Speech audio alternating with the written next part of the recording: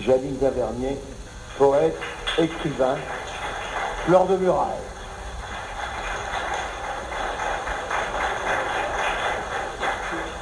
Je vous dis vraiment merci de tout cœur.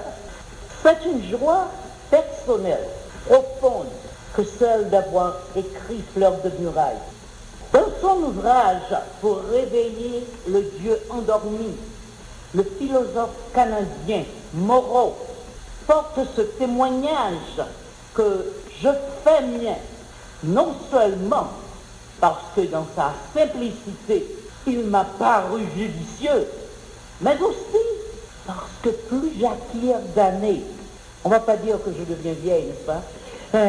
On dit plus j'acquiers d'années, eh bien, il me semble que la philosophie et moi, nous nous éloignons tranquillement l'une de l'autre. Alors, quand il arrive qu'un philosophe, simplifiant l'entortillement savant des données et des énoncés, me laisse accéder à sa pensée, une dislocation mentale exagérée de ma part, alors je le glorifie. Je me glorifie du même coup, car je me dis, j'ai compris, j'ai trouvé, le philosophe ne m'est plus un étranger.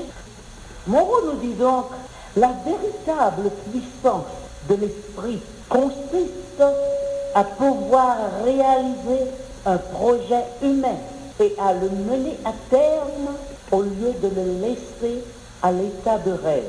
L'esprit est fort seulement s'il est appuyé par le réel. C'est pourquoi nous créons. C'est pourquoi nous veillons à l'être. C'est pourquoi il y a quelque chose plutôt que rien. Alors, témoin de cette assertion est Fleur de Muraille. Ce rêve devenu quelque chose plutôt que rien et qui vous a livré à vous, mes futurs lecteurs.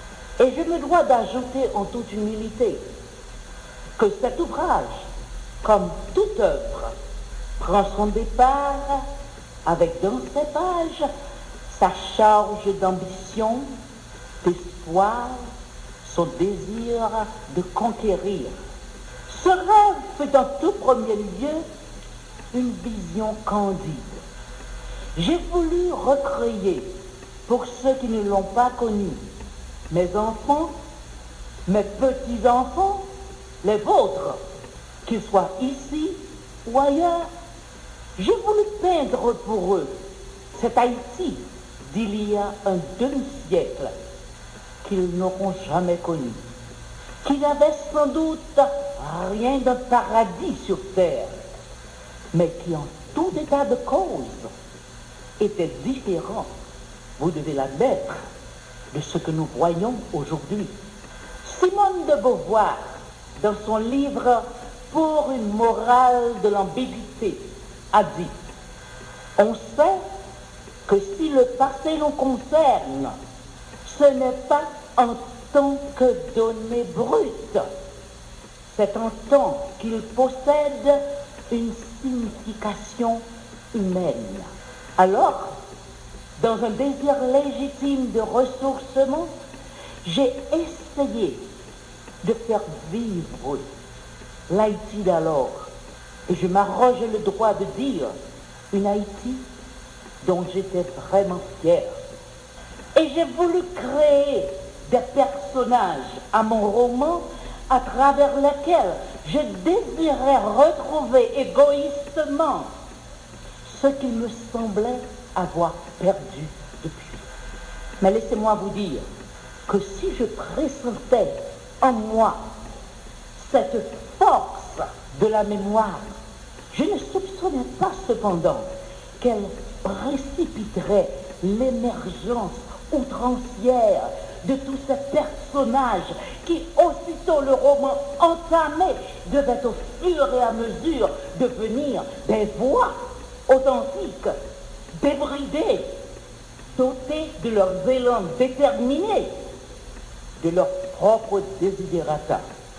Est-ce encore cela, créer, se laisser emporter au-delà de toute pensée consciente, assumer le dépassement de son propre élan jusqu'à l'inconfort et même jusqu'à une certaine brisure psychologique, transgresser les zones dangereuses de l'acceptabilité, de l'acception, les yeux fermés, sans filet de sécurité et sans balancier. Je crois avoir écrit un roman où à chaque individu, à chaque personnage, un rôle intégral de responsabilité aura été délégué, tant dans le temps que dans l'espace de son propre vécu. En somme, à chacun, le pouvoir de se valoriser a été remis. Une voix individuelle a été permise. Une trace a été accordée. Si bien que chaque individu devient porte-parole de sa propre singularité en tant que valeur sociale affirmative, en tant que présence active dans son éminence et dans sa transcendance.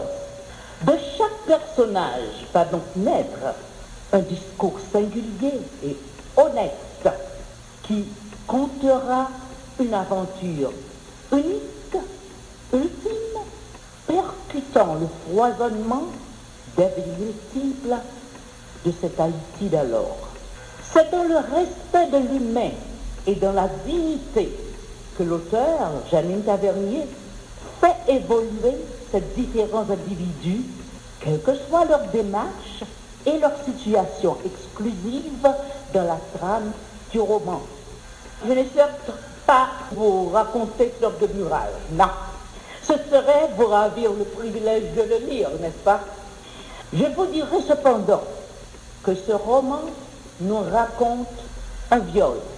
Autour de ce viol, pris comme charpente, la trame évolue et différents personnages gravitent. C'est à partir de ce viol, cet acte de violence, cet acte abusif, que vont se jouer conséquemment les grands événements humains de la naissance et de la mort de cette saga familiale. Un enfant naîtra, une naissance non désirée, un sabotage à la célébration même de la vie. Et ce, pour la vie durant. Et à côté de la vie, la mort.